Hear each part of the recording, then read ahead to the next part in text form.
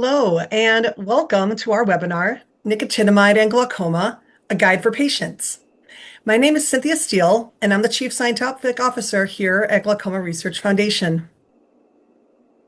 Today, we are honored to welcome Dr. Aakriti Shukla, an Associate Professor of Ophthalmology at Columbia University Irving Medical Center and a board-certified glaucoma and cataract specialist at New York Presbyterian. Dr. Shukla completed her medical training and ophthalmology residency at Columbia and pursued glaucoma fellowship training at the Wilmer Eye Institute at Johns Hopkins University.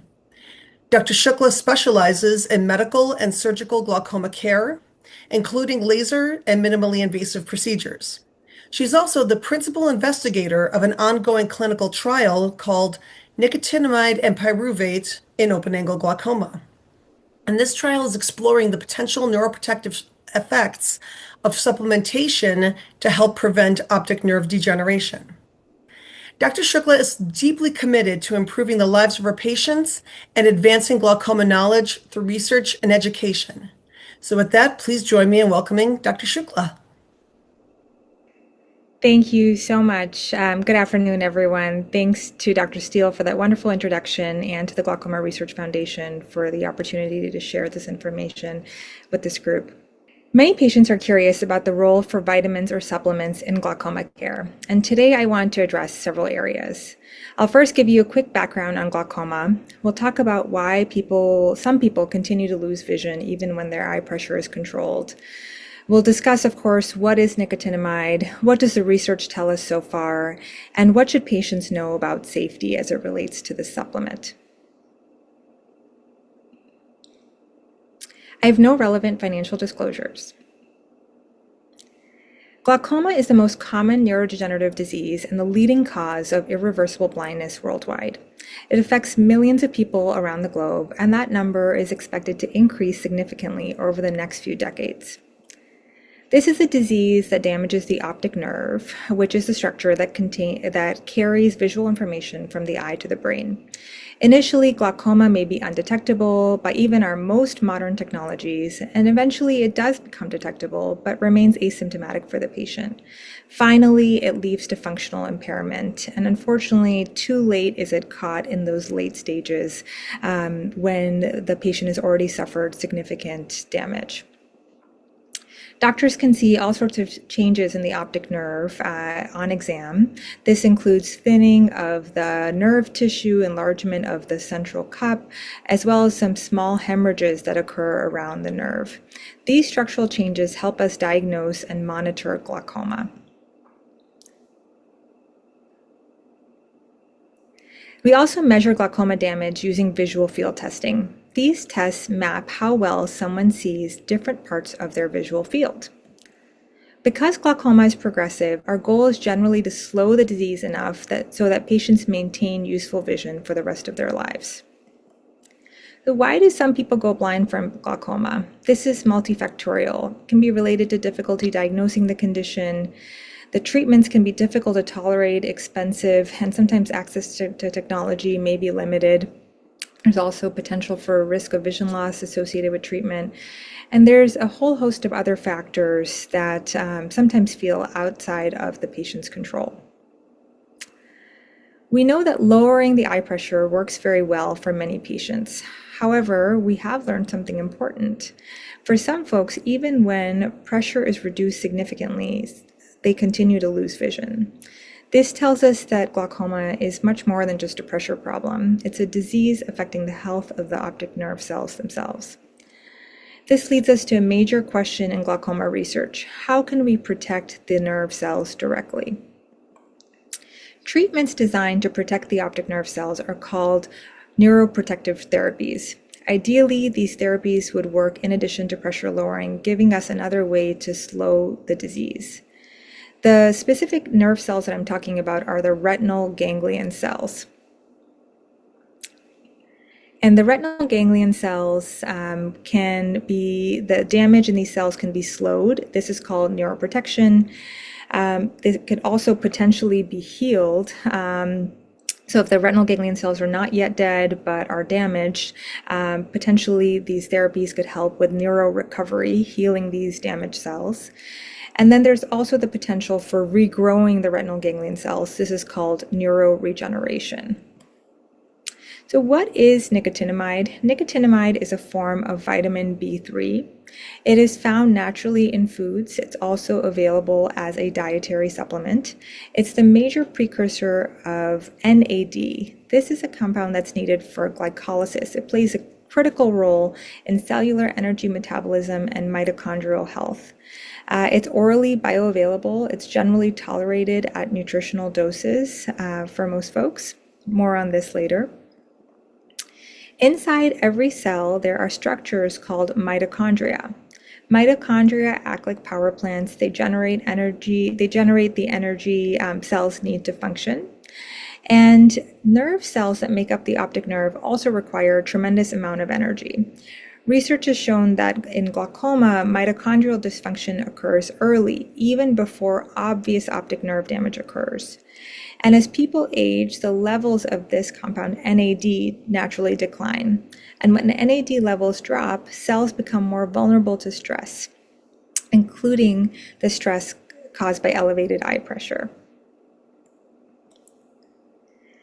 In an animal model of glaucoma, high doses of nicotinamide dramatically reduced optic nerve damage.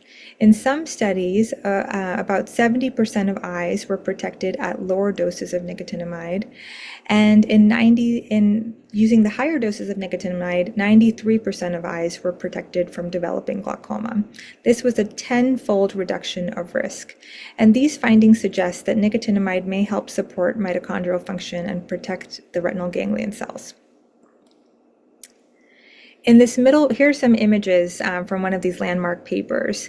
In this middle panel, you'll see mitochondria of animals with animal models with glaucoma. And when treated with nicotinamide, the mitochondria resemble those of controls. So you can see the middle panel that's highlighted here is mitochondria from an animal model of glaucoma in an eye that has glaucoma. And in the top, you can see a control eye, one that does not have glaucoma. In the bottom panel, you can see an eye with glaucoma that's treated with nicotinamide. And on the right here, you'll see heat maps of gene expression changes for glaucoma in nicotinamide-treated samples and controls. And you can see that these two really look very similar, whereas the middle panel, the panel that has glaucoma, looks quite different. And it's important to note that nicotinamide has been found to be protective prophylactically before pressure elevation, before the glaucoma occurs, and also as an intervention when eyes have had persistent pressure elevation and glaucoma has already occurred. So because these laboratory studies were so promising, smaller pilot trials on humans, clinical trials, were introduced. In this short-term randomized trial, treated eyes showed significantly greater visual field improvement than placebo eyes in about 25% of the entire visual field, which suggests functional neurorecovery or healing of those damaged retinal ganglion cells. Another trial looked at the electrical activity of the retina and found improved inner retinal function in the group that got the nicotinamide. This reinforced a metabolic mechanism for glaucoma and for the use of nicotinamide. And in this diagram, we can also see a role for pyruvate. This is a compound which complements nicotinamide by supporting glycolysis and mitochondrial metabolism. We decided to extend these studies to a larger clinical trial that's being performed in the United States. The trial is initiated at Columbia University, and I serve as the principal investigator and also includes Stanford University. There are a number of these large trials taking place around the world in several different countries. You can see some of these listed here. Most trials use nicotinamide dosed at 3 grams per day, which is higher than the typical dietary supplement requirement. We'll talk more about that. And patients in these trials generally continue their standard glaucoma treatments of pressure lowering, except for one of the trials. I believe the trial in Sweden, they're not on their pressure lowering treatments. And the dosing, while it's 3 grams per day for nicotinamide, for another derivative, nicotinamide riboside, there are 300 milligrams per day that are being used. And essentially, researchers are studying whether nicotinamide can slow structural damage to the optic nerve, help preserve visual function, all by improving energy metabolism in these retinal ganglion cells. Regarding our trial at Columbia, here are some of our inclusion and exclusion criteria. We have certain ophthalmic inclusion-exclusion criteria, and then we also have some systemic exclusion criteria. Particularly, if you have a history of liver disease, you're not considered eligible for this trial. It's also important that participants have matching structural and functional glaucoma damage, so we can reliably map the health of their retinal ganglion cells using both structure and function. And our participants undergo a variety of testing, including visual fields and OCT tests. And these are clustered together in time to help improve our ability to detect changes in the retinal ganglion cell health. The two major tools here, visual fields and OCTs, are going to be very familiar to anyone who has undergone glaucoma screening or continues to be followed for glaucoma. The first is visual field testing. This measures functional vision. And the second is optical coherence tomography, which measures the structure of the retinal ganglion cells.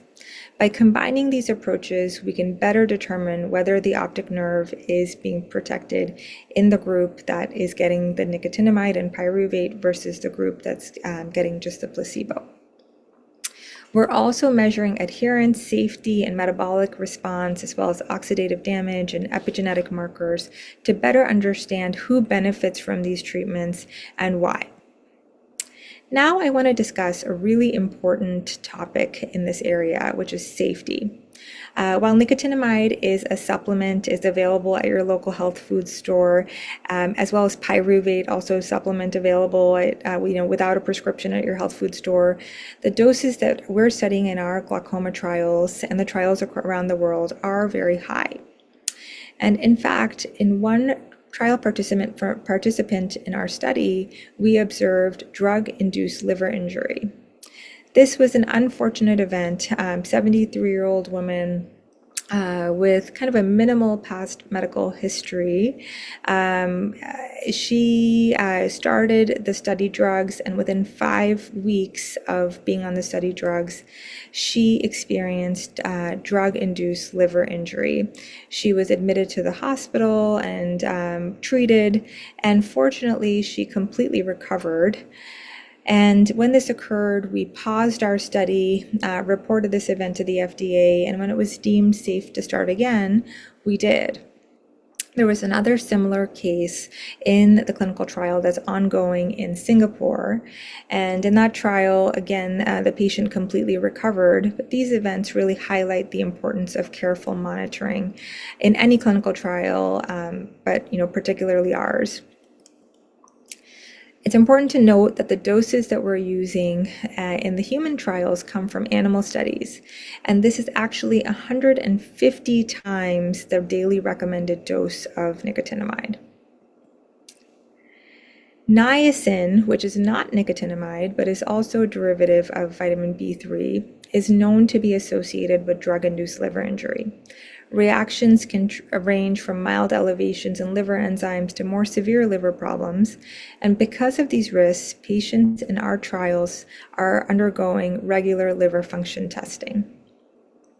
There have been some historical reports of liver problems in people taking very high doses of nicotinamide, but these were really small case reports and nothing like what we had experienced in our trial, where we now have one person in our trial and one person in the Singapore trial. These findings reinforce that the dose matters even with vitamins. And because of these safety concerns, the American Glaucoma Society and American Academy of Ophthalmology have issued a joint statement on the use of nicotinamide for glaucoma neuroprotection.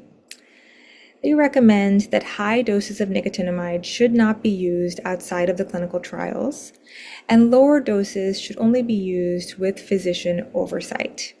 So the high doses that we're using of 3 grams per day, don't use them outside of the trials. And if you're going to use less than 3 grams per day, it's really important to collaborate not only with your ophthalmologist, but also your internist. And it's very important to undergo liver function testing. You should be advised that if you have any side effects from nicotinamide that are particularly concerning, especially changes in the white part of your eye, which would suggest potentially elevated liver function tests or liver dysfunction, changes in urine color, and other findings, it's important to report these immediately to your internist or go to the emergency room.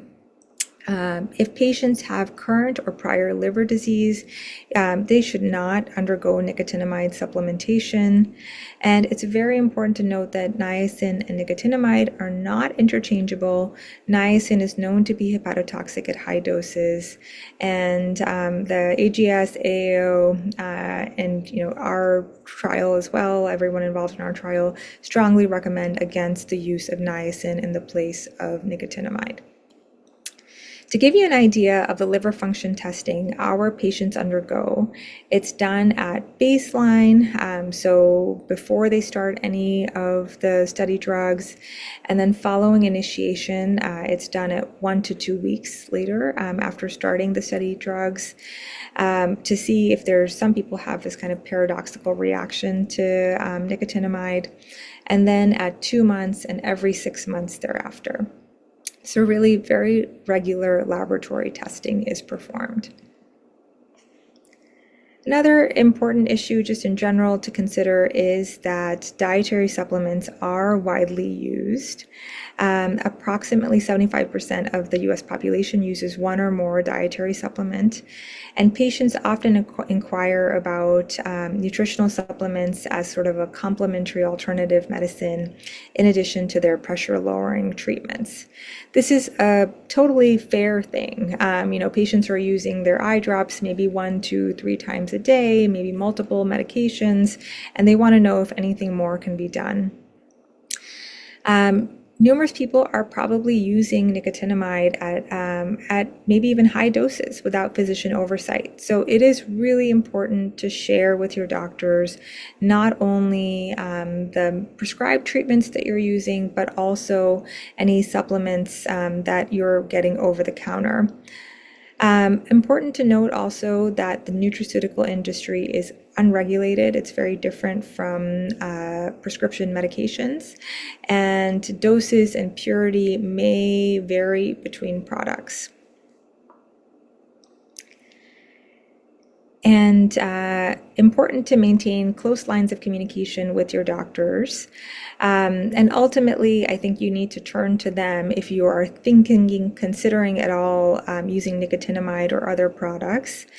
But patients inevitably ask us, should we be using nicotinamide? We defer this answer to your doctors, but in concert with their advice, you can consider using a low dose of nicotinamide, just 1/3 of what is available in the clinical trials. So in the trials, it's 3 grams per day. Outside of the trials, I would say no more than 1 gram per day with frequent liver function testing. Very important to not use this if you have known liver disease. Avoid higher doses and avoid any use of niacin. So what are our key takeaways here? Nicotinamide holds promise based on laboratory studies as well as the pilot human clinical trials that have gone on. The ongoing larger human clinical trials will give us some answers in the next few years. Our particular trial should have results by early 2028. This is a much larger study than we did previously. Our previous study included only 32 patients that were followed over a 2-month period. Our current study includes 186 patients who are followed over a 21-month period. So we'll know much more about what nicotinamide nicotinamide, what role nicotinamide could potentially play in the longer run for our patients, what it does in terms of neuroprotection, which is slowing the glaucoma damage over time, rather than just neurorecovery, which is potentially healing damaged retinal ganglion cells. We'll be able to assess for both outcomes in the current clinical trial. But the research is still ongoing. We do not yet know the safest or most effective long-term dose of nicotinamide. And, that being said, I think it's very important to know that high doses should not be taken outside of clinical trials. If patients are interested in these supplements, they should discuss them with their physicians first. And most importantly, patients should continue to use the treatments that we know work. And there's a lot of evidence behind them and many, many years of data. And those treatments include the medications, the lasers and surgeries your glaucoma specialist or ophthalmologist might be recommending. Also very important to attend your follow-up visits and monitor with visual fields and various imaging tests. I'd like to thank the many researchers, especially Simon John, who is the scientist who first discovered the role of nicotinamide in glaucoma, as well as our entire study team, the clinicians, study coordinators, and other researchers who are involved in this work. We know that glaucoma research is truly a team effort. And in closing, nicotinamide represents a really exciting new approach to glaucoma treatment. Over the next several years, our ongoing clinical trials will help us determine whether nicotinamide can play a role in glaucoma neuroprotection. And thanks very much for your attention. I'm happy to take any questions. Thank you, Dr. Shukla. That was great. Really informative. Thank you for some of that practical advice as well. So as you can imagine, we have a lot of questions. So we're just going to dive right in. I want you to reiterate something for me, please. You did a really good job of emphasizing the difference between nicotinamide and niacin. Thank you. There's questions about nicotinamide, niacinamide, nicotine, and then some of the derivatives of nicotinamide, like nicotinamide riboside, nicotinamide mononucleotide. So what can you tell us about some of the other variations that people might see on their pharmacy shelves? Yes, these are great questions and so important. I'm glad you brought them up and that the folks participating in the webinar mentioned these. So niacin and nicotinamide are both forms of vitamin B3, but they are completely distinct, and niacin really plays no role in glaucoma neuroprotection. So if one starts to take high doses of niacin, this is very unlikely to do anything as far as helping the optic nerve, but it is much more likely to create drug-induced liver injury or create serious safety problems for the patient. So definitely do not recommend using niacin for any glaucoma-related issue. Nicotine also is completely distinct. We know that nicotine has so many negative health effects, so please do not engage in using nicotine for really any reason at all, but certainly not for glaucoma. And then there were a few questions about nicotinamide riboside, and nicotinamide mononucleotide. So our trials and most of the trials around the world are looking at nicotinamide. Nicotinamide is a reliable, well-studied compound. It's found to be neuroprotective, as discussed in the various studies mentioned today. Nicotinamide riboside is a booster of NAD+. It's available in some commercial brands. It's not as well studied as nicotinamide. So all of the, I would say most of the laboratory studies that have been done have been on nicotinamide. And then there are some early human studies being done on nicotinamide riboside, but the majority of the human data is also on nicotinamide. There's also nicotinamide mononucleotide was mentioned. This is a precursor of NAD+. There's less human data on this. And so, again, the recommendation goes back to using nicotinamide alone. Great. And nicotinamide is available over the counter, right? You don't need a prescription? It is available over the counter. So that's one of the best parts of it, and also, I guess, one of the worst parts in that it's easy to reach for. That's why I kind of emphasized it's really important to work with your ophthalmologist, your internist, before you decide to engage in this treatment. And then why is it one of the best things? Well, I think it's highly accessible, and it's not really an expensive treatment. It's of kind of low or modest cost compared to many of the other treatments that we hear of. Thank you. So you let us know what dose you generally, advise your patients, but there are questions about when to take it, how to take it. Like, should you break it up into smaller doses? Should you take it with food? Should you take it without food? Is there a better time of day?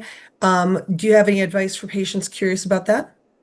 Yeah, great question. So in our trials, we are splitting the dose, so morning and evening dosing. So if one were to use nicotinamide 1 gram per day, we would say 500 milligrams in the morning, 500 milligrams in the evening, about 12 hours apart.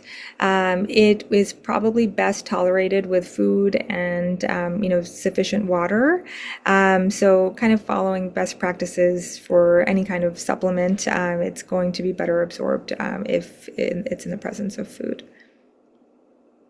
And then I Okay. will say, I mentioned some of the kind of big adverse effects of nicotinamide and some of these supplements, but some of the milder effects that more commonly people experience are mild gastrointestinal upset, especially when first initiating the use of nicotinamide. That's something that is better tolerated over time, and folks kind of get used to it. But if one is to start using nicotinamide treatment, you would maybe want to start with 250 milligrams a day or 500 milligrams per day, and then kind of build up to 1 gram per day. Are there any good dietary sources of nicotinamide? Yes. So dietary sources include actually it's highly available in liver, bananas, beans. There are numerous dietary sources. If you kind of look up, you can kind of tailor it to your own type of diet. And there are numerous dietary sources, and there's some question about whether it'd be better absorbed as a food rather than as a supplement. We know that some food, some people just don't tolerate or absorb supplements as well as food. So you may want to kind of tailor your nicotinamide use to your own diet. But you probably are not going to get the very high doses that we are considering for glaucoma treatment. Let's talk about patient populations. So you mentioned avoid high dose nicotinamide if you have liver disease. But what about pre-diabetes, diabetes, kidney disease, low blood pressure, high blood pressure, things like that? Good question. So I still would defer most of these questions to your primary doctor because they're really going to know best what situation your body, what your specific medical situation is. But in our trial, we avoided people with a history of kidney disease, mostly because we are still learning more about this supplement. And we also had folks take calcium pyruvate in addition to the nicotinamide. And there was some concern about the calcium causing the development of kidney stones. So nicotinamide alone, I think the guidance really is avoiding in the setting of major liver problem or of any history of liver disease, current or prior. But in our study, since we included calcium pyruvate, we were also excluding folks who had kidney disease. Great. Let's talk about patient populations. So what about the very elderly, like patients 80 plus? Yes, good question. So in our trial, we are including folks who are up to age 85. The lower doses of nicotinamide that could be used outside the trials are probably safe for everyone who doesn't have liver disease. But again, it's really important to kind of ask your own doctor about your own situation and whether or not it's safe for you. But in our trial, we are going up to age 85. And what about kids? In our trial, we are not including any children. And I think, especially in terms of dosing, one really has to think about weight and, how the pharmacokinetics would work in a kid. So you do need to talk to your pediatrician about all of that. In our trial, we're not including anyone who's a child. Okay. Can we switch to pyruvate? Because we're getting lots of questions about pyruvate. Yes, certainly. So, pyruvate is less well studied for neuroprotection, at least in terms of glaucoma, as compared to nicotinamide. But it is something that's showing more and more promise. Recently, there was a study that found that pyruvate was found to be protective for the development of glaucoma in a population that had high genetic risk for glaucoma.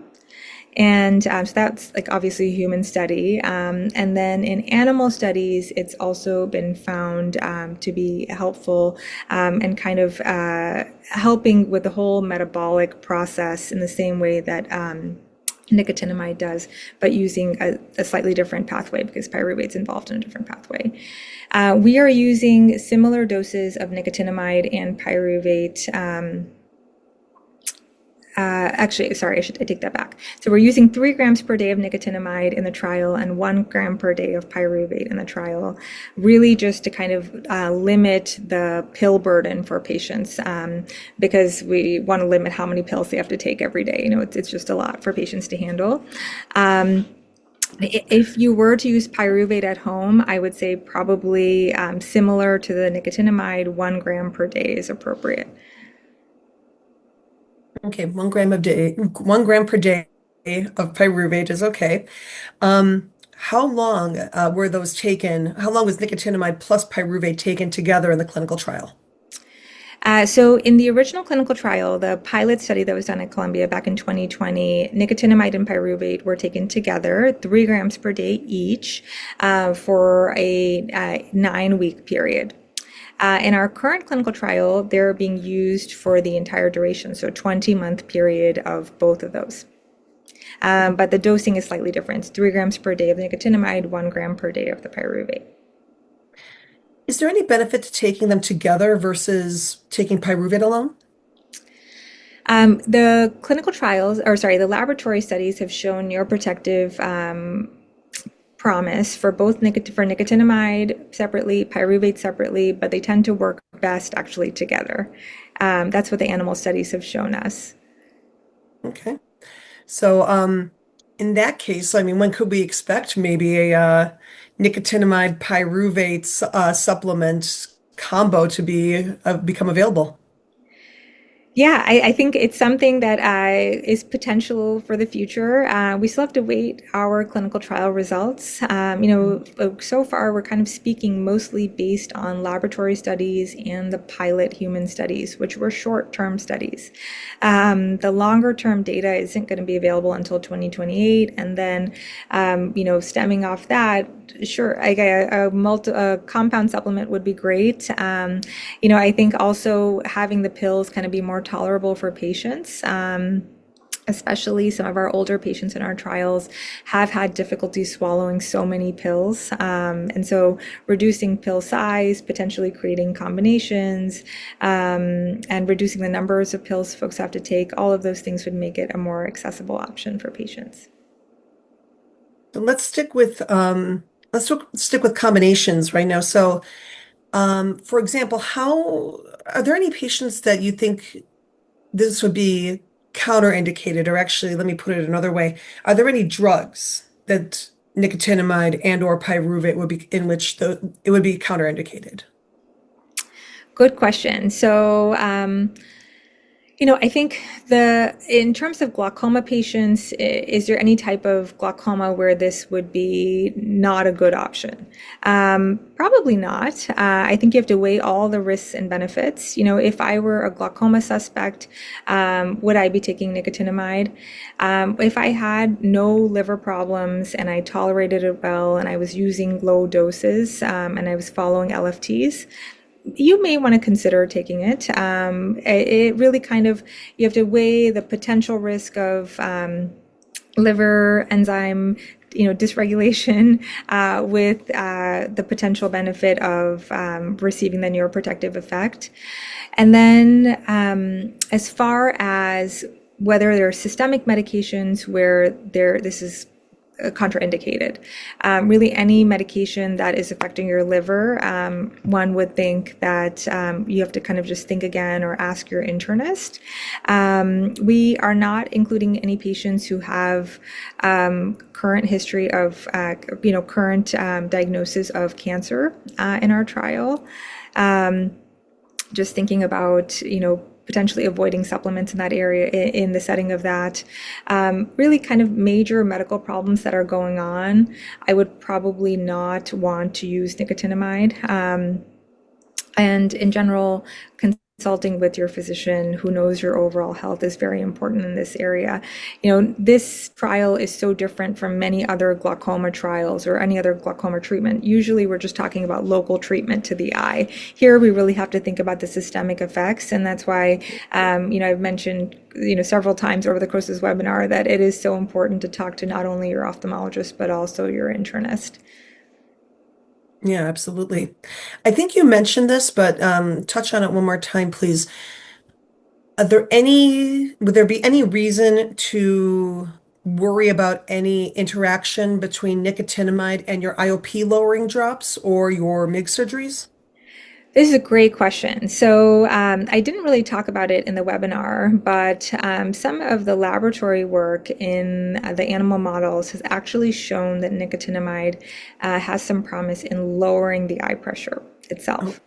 So, if anything, it'll work in synergy with the IOP lowering treatment. And as we think about neuroprotection in the long term, whether it's nicotinamide or some other, drug or device, probably any of these treatments will work in concert with pressure lowering.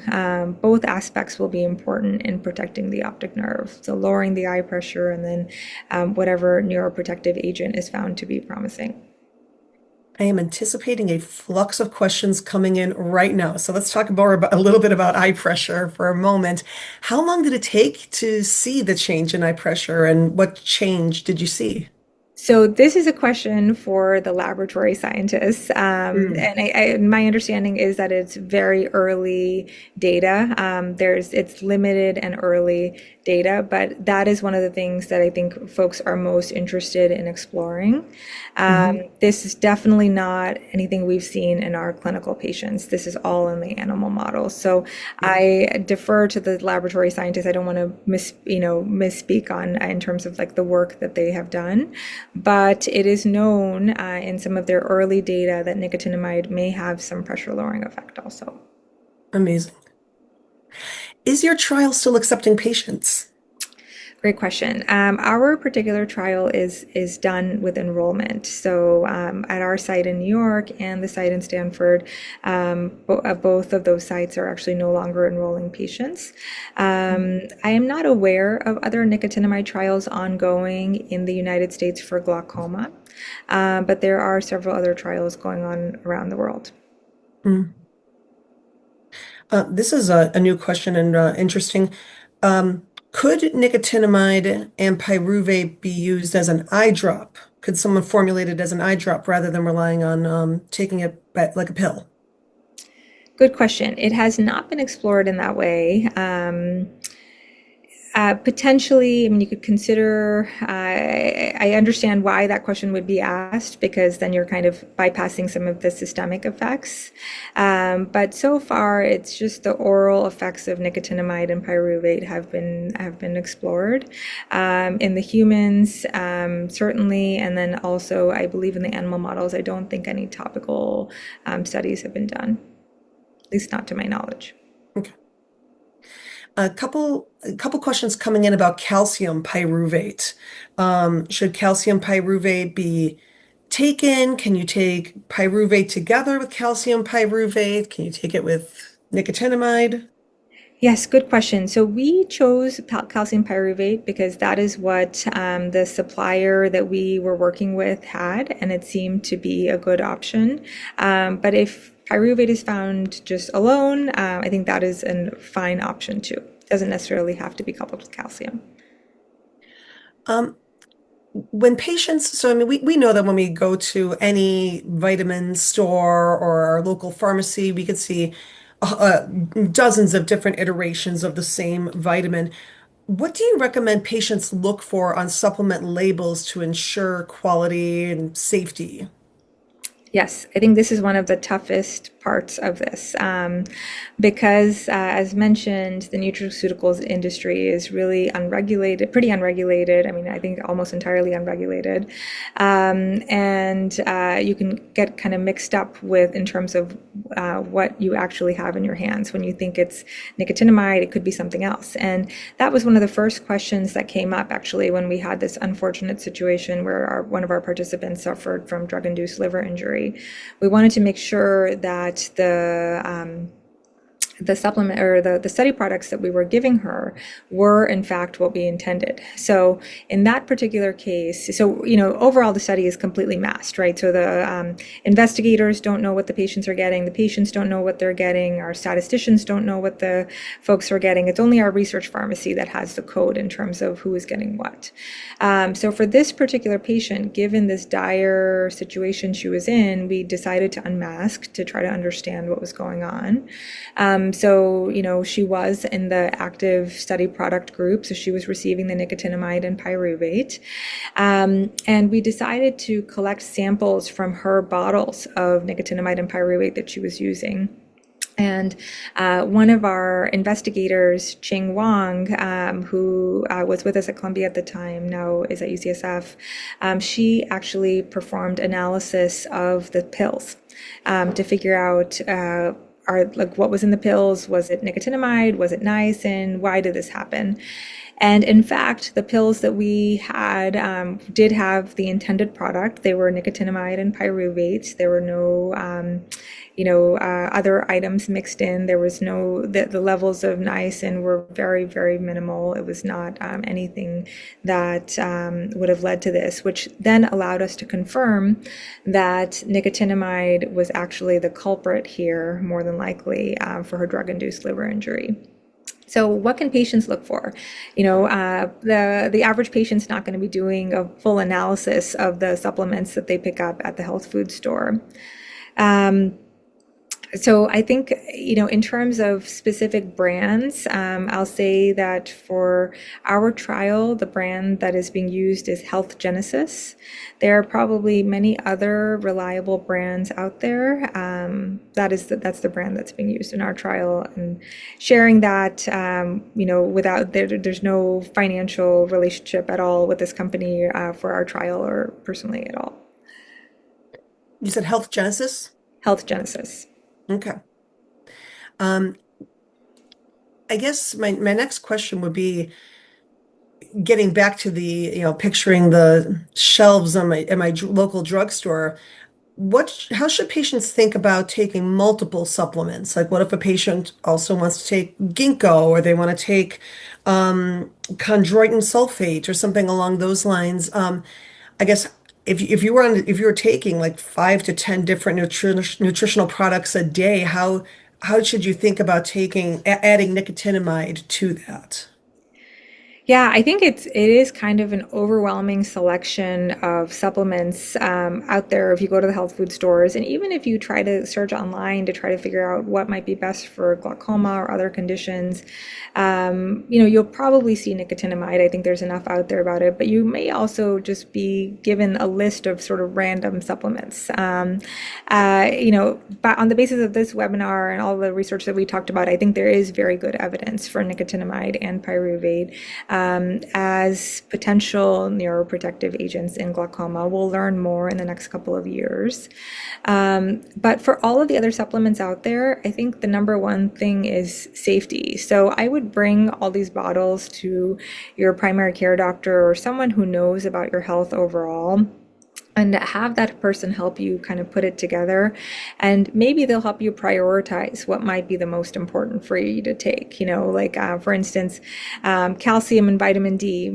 Most folks are encouraged to take that for their bone health, and then you may choose one or two other things, maybe nicotinamide and pyruvate as the additional supplements that you may want to take. But it's difficult for doctors too, because we don't receive a whole lot of training on how to use supplements, when to use supplements, what can go together. But your primary care doctor should have some understanding of, the major areas that the supplement could affect your liver, your kidneys, etc. And so they may be able to help point you in the right direction. One day I'll tell you the story about how my father-in-law took so many supplements at one time he also accidentally swallowed his wedding ring. Oh my goodness. Wow. True Poor story. thing. Poor thing. True story. Yeah, my poor mother-in-law. So let's get to some really interesting stuff. I would like to know more about the neuroprotective effects of nicotinamide. Like how is it doing that? Yes, so nicotinamide is primarily working on the mitochondria, restoring not only the function of the mitochondria, but also the structure of the mitochondria. As you guys probably saw from my slides, glaucoma leads to reduced volume of the cristae in the mitochondria, which are kind of those linear streaks that one can see. And in comparing the mitochondria of eyes with glaucoma versus those with the control eyes and the glaucoma eyes treated with nicotinamide, one could really see a change in the vitality of the mitochondria, let's say. And then if the mitochondria are working well, the metabolism of the retinal ganglion cells is also going to be working better, which allows them to live in the setting of especially older age and stress-related conditions such as elevated eye pressure associated with glaucoma. So that's really interesting. So then for patients that maybe have already lost a lot of vision function, you had mentioned the cells that are all dead, the cells that are kind of in the middle, and then the cells that you might be able to protect. If a patient's already lost most of their vision, I mean, what role could nicotinamide play in their treatment regimen? I mean, could they maybe hope to gain a little bit of vision back or retain what they have? So these are all areas where we are really learning more. We truly don't know. For the purposes of our trial, we are including folks that have a wide range of glaucoma, early, moderate, severe glaucoma. But it's important for us to be able to track improvement and also track progression. And so we have very specific criteria around how many points in the visual field at minimum one needs to have intact, so that we can track those points over the course of the study. So if someone has, very advanced visual fields and poor vision, we unfortunately cannot include them in our study. Mhm. And at the same time, people who are on the very early end of the spectrum, who have very, very early glaucoma, we, essentially need people who have some sort of defect in their visual field, just to be able to confirm that this person has glaucoma, they have matching structure function loss, etc. But then taking it from the clinical trials to real life, people with very advanced glaucoma, is there a role for nicotinamide there? Potentially, yes. We truly don't know at this time. I think as time goes on, as we get more data, especially if the data looks promising from our trial and others, there'll be additional trials looking at specific ranges of severity within glaucoma and whether or not nicotinamide will be able to help people who are more advanced. But in terms of like risks and benefits, we can't anticipate any negative effect that nicotinamide would have, even in the severe glaucoma setting, aside from the systemic stuff mentioned previously. Getting a number of questions in about whether nicotinamide would be primarily used for prevention of further vision loss, or could there be a role in restoration of vision? Yes, I think that's a really good question. So, I had mentioned there was a small short-term pilot trial. There have been a couple of those. Those pilot trials are really only looking at neuro enhancement or neuro recovery, so Mm. improvement of the visual field with nicotinamide. And those trials are not looking at, so in turn, those trials are not looking at progression because they were such a short-term trial. There's not even enough time in like a 8 or 9 week period for most people with glaucoma to get significantly worse. So those trials showed promise in neurorecovery, neuroenhancement, healing the partially damaged retinal ganglion cells. Um, and then the longer term trials are looking at neuro recovery also, because of course people are going from using no nicotinamide to then starting it, and then we're retesting them at 9 weeks. So looking for that, but then also looking at them from week 9, where if they're going to have neuro recovery, neuro enhancement, it's already happened, and then comparing them to the 20-month time point in which we'll be able to see whether or not the group that received the active product progressed more than, or progressed less, I should say, than the group that received the placebo. It's So really there's probably a interesting. role for it in both settings, trying to improve the visual field as well as prevent progression. But we'll know for sure only once we have the results from the trials, which is not until 2028. So that's when you may be able to say that nicotinamide is a neuroprotective and potentially neurorestorative therapy. Potentially, yes. Mm. But the early trials are promising. There is some signal there that, potentially nicotinamide can help improve visual function in glaucoma. And now there have been multiple such trials that have demonstrated this. Whether or not it's actually clinically significant for patients, I think that sort of remains to be seen also. In a research trial setting, we saw some improvement, but are patients actually going to notice it? It's hard to know, but as we all know, neuroprotection remains the holy grail in glaucoma, and currently there really aren't any great options. So any small improvement we can make for our patients is a step ahead. How long do you think that effect would, how long do you think it would take to see that effect? Like, I can't imagine that a patient would wake up one day, like after cataract surgery, for example, and I could see clearly now the rain is gone. But I mean, could this be something that occurs over months or years? Do you have any idea?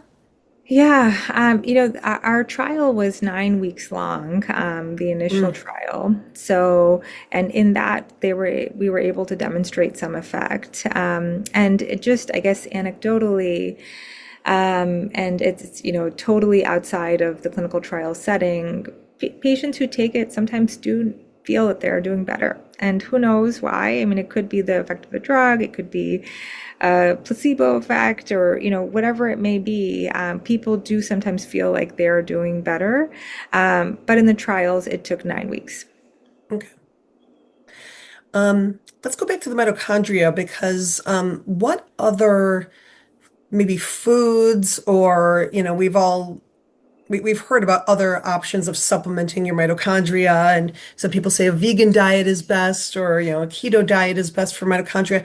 Are there any other things that you would consider recommending to your patients just to be good to their mitochondria overall? Good question. Aging is what kind of leads to mitochondrial decline. So we all wish we could So don't find get some old. fountain of youth. Easy. But I think just overall healthy habits. I think it's hard to point to a specific diet in glaucoma. I don't think there has been any specific diet identified that is helpful in glaucoma. Of course, we talked about some of the foods that are rich in nicotinamide, such as salmon, tuna, liver. Yeast, I think like avocados, bananas. But is there a specific diet for mitochondria?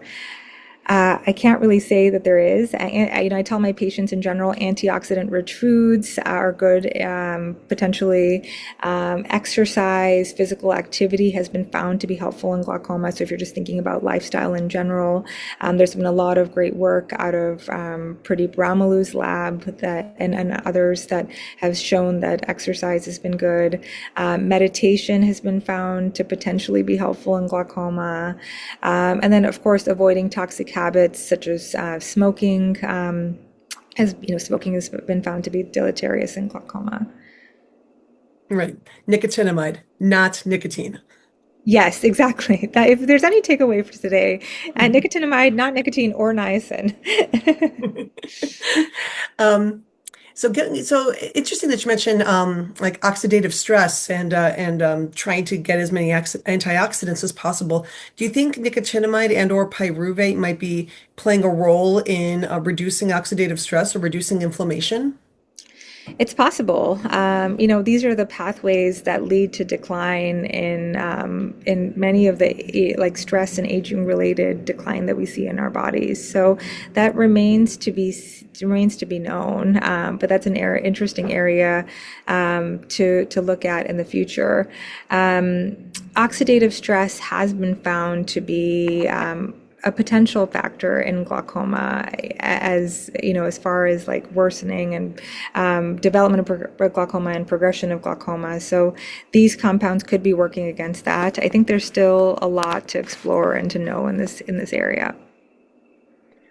Going back to our friendly neighborhood pharmacy shelf, what about the AREDS vitamins? I know those are indicated for AMD, but Bausch and Lomb also sells Ocuvite and some of these other products. Could any of those be beneficial in glaucoma, or would they have no effect? Could they be harmful?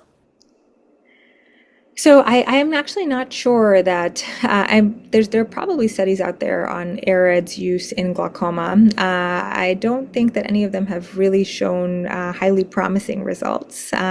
But thinking about combination therapies, if we are able to find some promise in nicotinamide and pyruvate for glaucoma, and if we can show not only potential neuroenhancement but also real neuroprotection over time, it would be great to give patients one kind of combo supplement pill that'll help them both for AMD and for glaucoma. But it kind of remains to be known, right? We're still in the midst of all these clinical trials, so we'll find out whether or not nicotinamide is the agent that should be potentially combined with AREDS or with other vitamins for glaucoma specifically. But to my knowledge, I don't know that AREDS has been found to be tremendously useful for glaucoma specifically. Okay. Um, have there been any supplements that have shown to be detrimental, like ginkgo or acetylcholine or any of them? If anything, I think a lot of these supplements are under investigation. I think there's a Okay. lot of interest in acetylcholine, and there are trials going on around the world. I don't know that there are trials that have, definite results, but I know of a lot of interest that has taken place for many of these agents. We're trying to find something better than eye drops, right? But as mentioned previously, probably any of these potential neuroprotective agents will be taken in concert with the pressure lowering therapies. But I don't think that acetylcholine and ginkgo and these other supplements, I don't think any of them have been found to be deleterious for glaucoma specifically. I'm seeing a couple questions about rosacea specifically or other autoimmune conditions.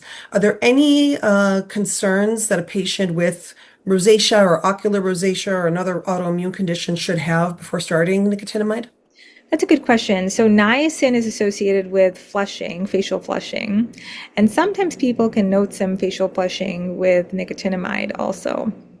So I think, you kind of, like as mentioned, you try the lower dose and then see how you tolerate it. If it's completely intolerable or if it leads to worsening rosacea, then stop. But in terms of our trial, like I said, we're masked to all the participants' treatment assignments, so we don't know what they're actually on. But facial flushing, worsening of rosacea, those have not been specifically found to be, adverse events that are occurring frequently.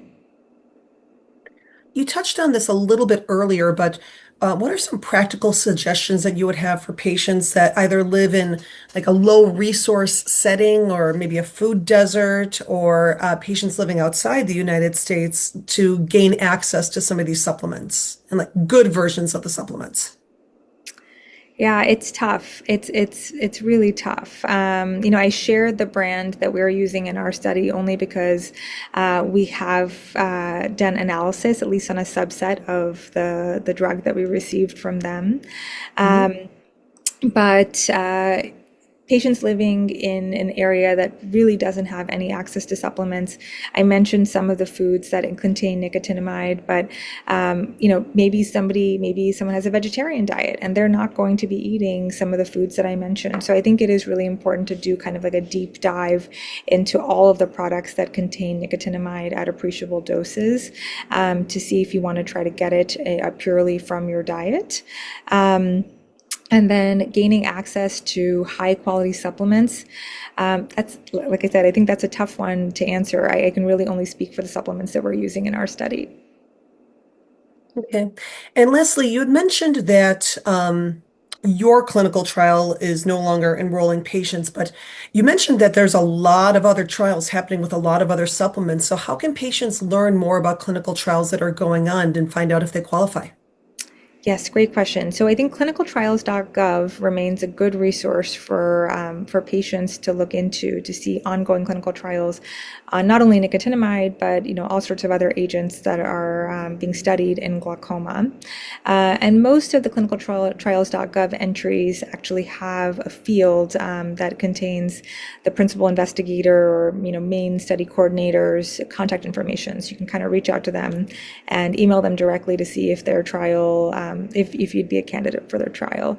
And we had several folks reach out to us for our trial too, just like that. So I think investigators are anticipating such emails.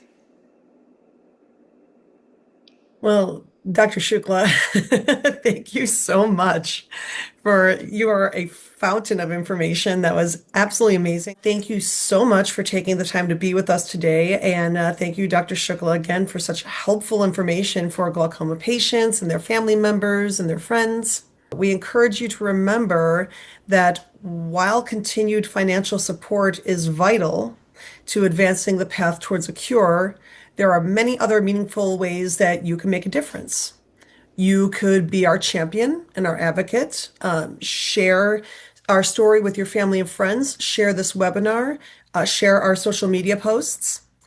You can also let your doctors know about Glaucoma Research Foundation. Share with them our excellent patient resources. And lastly, again, share with your friends and family the importance of a regular eye exam. Because just because you don't notice that it's happening doesn't mean that it's not happening. Everyone is at risk for glaucoma, and early detection and treatment are absolutely essential to preserving sight. Most importantly, a huge thank you to our donors. The important work of Glaucoma Research Foundation is made possible with your generosity, and we continue to rely on your support to advance breakthroughs in glaucoma care. Thank you all once again for being here today and for standing with us in our bold vision of a future free from glaucoma. Because of your unwavering support, the cure is truly in sight. And thank you so much again. Have a great day. Thank you.